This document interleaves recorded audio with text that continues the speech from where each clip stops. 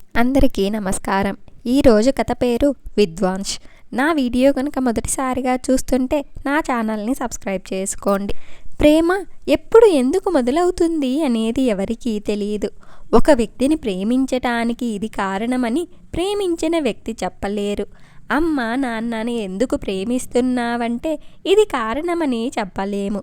కారణం లేకుండా పుట్టేదే ప్రేమ. అలా ఒక అమ్మాయి ఒక అబ్బాయిని చూసిన, ఆ అబ్బాయి ఒక అమ్మాయిని చూసిన క్షణంలోనే నాలోన ప్రేమ పుట్టింది, తను నా జీవితమని అంటారు. అలా ప్రేమించిన వ్యక్తిని పెళ్లి చేసుకోవాలని అనుకుంటారు. కానీ ప్రేమని పెళ్లి వరకు తీసుకెళ్లేది కొందరు మాత్రమే. కొందరు తమ ప్రేమని పెళ్లి వరకు తీసుకెళ్లలేక మధ్యలోనే వదులుకుంటారు. వదులుకోవటానికి కారణాలెన్నున్నా ప్రేమించిన వ్యక్తి మాత్రం గుండెల్లోనే ఉంటుంది. వాళ్ళ ప్రేమ ఎప్పటికీ బతికే ఉంటుంది.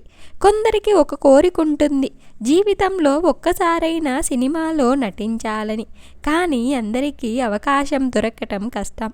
ఇంకా కొందరికి సినిమా దర్శకత్వం చెయ్యాలని ఉంటుంది, అవకాశం దొరకదు. ఒకవేళ దొరికినా డబ్బుండదు, నటీనటులు దొరకరు. ఇలా ఎన్నో కారణాలుంటాయి. సినిమా దర్శకత్వం చెయ్యలేక కొందరు షార్ట్ ఫిలిమ్స్ తీస్తూ ఉంటారు.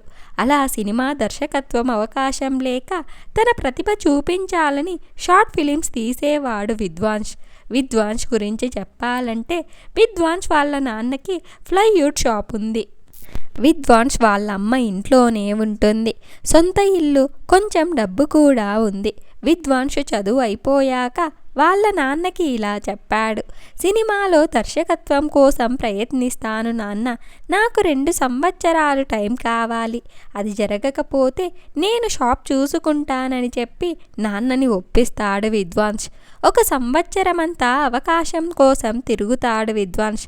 అవకాశం రాకపోయేసరికి తన స్నేహితులతో కలిసి చిన్న చిన్న కథలు రాసి షార్ట్ ఫిలిమ్స్ తీయటం మొదలు పెడతాడు. అతి తక్కువ టైంలోనే విద్వాంస్కి మంచి పేరు వస్తుంది, డబ్బులు కూడా సంపాదిస్తున్నాడు. అలా ప్రశాంతంగా ఉన్న విద్వాంస్ జీవితంలోకి ప్రేమ పరిచయం అయ్యింది. ఆ ప్రేమ పేరు అమూల్య. ఒకసారి విద్వాంస్ తన స్నేహితులతో కలిసి అరకు వెళ్తాడు. అక్కడ తనకి ఒక అమ్మాయి నచ్చుతుంది. తనని చూడగానే విద్వాంస్ ప్రేమలో పడతాడు. తన గురించి తెలుసుకోవాలని ఆ రోజంతా ఆ అమ్మాయికి తెలియకుండా తన చుట్టూ తిరిగి ఆ అమ్మాయి తన స్నేహితులతో మాట్లాడేది విని ఆ అమ్మాయిది హైదరాబాద్ అని, తన పేరు అమూల్య అని తెలుసుకుంటాడు. అమూల్య అరకు నుండి హైదరాబాద్కి ఎప్పుడు వెళ్తుందనేది తెలుసుకొని విద్వాంస్ కూడా అదే రోజు హైదరాబాద్కి అమూల్యని ఫాలో అవుతూ వెళ్తాడు. హైదరాబాద్లో అమూల్య ఎక్కడ ఉంటుందో తెలుసుకుంటాడు. అలా విద్వాంస్ ప్రేమ మొదలవుతుంది. అమూల్య వాళ్ళ ఇల్లు ఒక పార్కు దగ్గర ఉంటుంది. అమూల్యని కలుద్దామని తర్వాత రోజు పొద్దున్నే జాగింగ్ పేరుతో అమూల్య వాళ్ళ ఇంటి దగ్గర ఉన్న పార్కుకు వెళ్తాడు విద్వాంస్. చలికాలం అవ్వటంతో మంచు ఎక్కువగా ఉంది. అమూల్య బయటికి ఎప్పుడు వస్తుంది అని ఎదురు చూస్తూ ఉంటాడు. కానీ అమూల్య వాళ్ళ ఇంటి కిటికీ నుండి ముసుగుతో ఉన్న ఒక వ్యక్తి బయటికి రావటం విద్వాంస్ చూస్తాడు. ఆ వ్యక్తి వెనకాలే విద్వాంస్ వెళ్తాడు. ఆ వ్యక్తిని పట్టుకొని కొడతాడు. ఆ వ్యక్తి దగ్గర ఉన్న బ్యాగ్ తీసుకొని చూస్తాడు. ఆ బ్యాగ్లో డబ్బులు, నగలు ఉంటాయి. బ్యాగ్ చూసే టైంలో ఆ వ్యక్తి విద్వాంస్ని తోసేసి పారిపోతాడు. ఆ బ్యాగ్ తీసుకొని విద్వాంస్ అమూల్య వాళ్ళ ఇంటికి వెళ్ళి జరిగిన విషయం చెప్పి అమూల్యని పరిచయం చేసుకుంటాడు. అమూల్యతో పరిచయం పెంచుకోవాలని ఏదో రకంగా అమూల్యని కలుస్తుంటాడు విద్వాంస్. అమూల్య మనసులో ఎవరైనా ఉన్నారా లేదా, అమూల్యని ఎవరైనా ప్రేమించారా అనే విషయాలు తెలుసుకోవటానికి ప్రయత్నిస్తుంటాడు. తను ప్రేమించిన విషయం అమూల్యకి చెప్పటానికి ఎంతో టైం లేదు.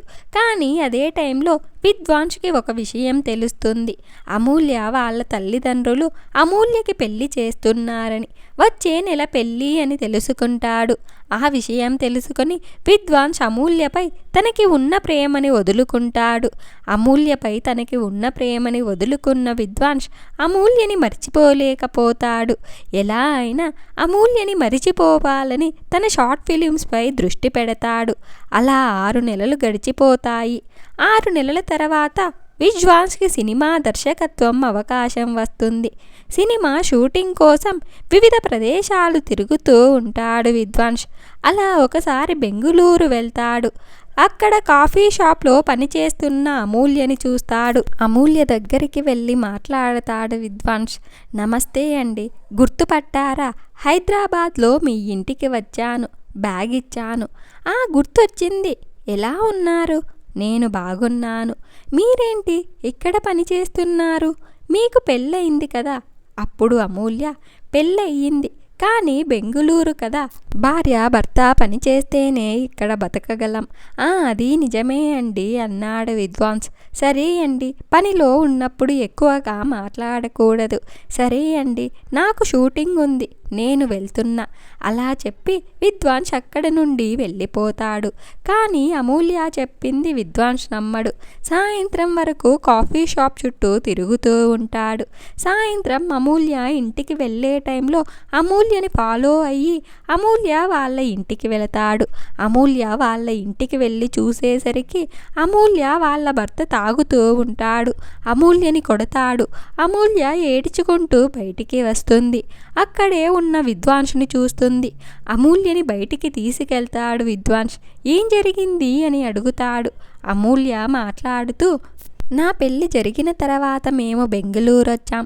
వచ్చిన 2 నెలలంతా బాగానే ఉంది. కానీ అనుకోకుండా ఒకరోజు ఆయన తాగింటికొచ్చారు. ఆ తర్వాత రోజు నుండి ఆయన ఉద్యోగానికి వెళ్లకుండా ఇంట్లో ఉండి తాగుతూ ఉండేవాడు. ఇంటి నుండి డబ్బులు తీసుకుని రా అని కొట్టేవాడు. ఇల్లు గడవడం కష్టమైపోయింది. వాళ్ళ అమ్మా నాన్నలకు చెప్పలేను, మా ఇంట్లో చెప్పుకోలేను. తప్పని పరిస్థితిలో నేనిక్కడ కాఫీ షాప్లో పనిచేస్తున్నాను. అసలు ఏం జరిగిందని ఆయన ఆఫీస్కి వెళ్ళి తెలుసుకున్నాను. ఆఫీస్కి సంబంధించిన వివరాలు వేరే వారికి ఇస్తున్నారు. డబ్బులకి అమ్ముడు పోయాడని జాబ్లో నుండి తీసేశారు. వేరే ఎక్కడ జాబ్ లేకుండా చేసేశారు. కానీ ఆయన అలాంటి వారు కాదు, మంచివాడు. ఆయనని మోసం చేసి ఇలా జాబ్ లేకుండా చేశారు. అప్పటి నుండి ఆయన అలాగే ఉండిపోయారు. అప్పుడు విద్వాన్స్, మీ ఆయనతో నేనొక్కసారి మాట్లాడొచ్చా?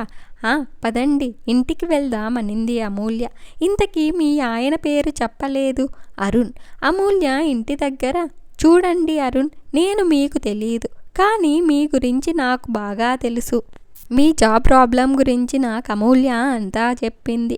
నేను అమూల్య వాళ్ళ ఫ్యామిలీ ఫ్రెండ్. నేను మీకు జాబ్ ఇప్పిస్తాను. మీరు తాగటం మానేసి అమూల్యని సంతోషంగా చూసుకోండి. మీరెవరో నాకు తెలియదు, కానీ నాకు సహాయం చేస్తాను అని చెబుతున్నారు. నేను తాగటం మానేస్తాను. సంతోషంగా జాబ్ చేసుకుంటూ నా భార్యని సంతోషంగా చూసుకుంటాను. అప్పుడు విద్వాన్స్, మీరు హైదరాబాద్కి వెళ్ళిపోండి. నేను ఒక అడ్రస్ ఇస్తాను, అక్కడికి వెళ్ళండి. మీకు జాబ్ తప్పకుండా ఉంటుంది. అప్పుడు అరుణ్, సరే వెళ్తాను. థ్యాంక్ యూ విద్వాన్స్, నా కోసం ఇంత చేశారు. అయ్యో పర్లేదు, నేను వెళ్తాను అమూల్య. విద్వాన్స్ అమూల్యపై తనకి ఉన్న ప్రేమని మాత్రం వదులుకున్నాడు. కానీ తన ప్రేమని మాత్రం వదులుకోలేదు. అందుకే తన ప్రేమ ఆపదలో ఉంటే ఆదుకున్నాడు, సహాయపడ్డాడు. ప్రేమని వదులుకోవటానికి కారణాలెన్నున్నా ప్రేమించిన వ్యక్తి మాత్రం గుండెల్లోనే ఉంటుంది. వాళ్ళ ప్రేమ ఎప్పటికీ బతికే ఉంటుంది. ఈ వీడియో కనుక మీకు నచ్చినట్లయితే ఒక లైక్ చేసి స్టోరీ ఎలా ఉందో కామెంట్ చేయండి. నా ఛానల్ సబ్స్క్రైబ్ చేయకపోతే వెంటనే సబ్స్క్రైబ్ చేసుకోండి.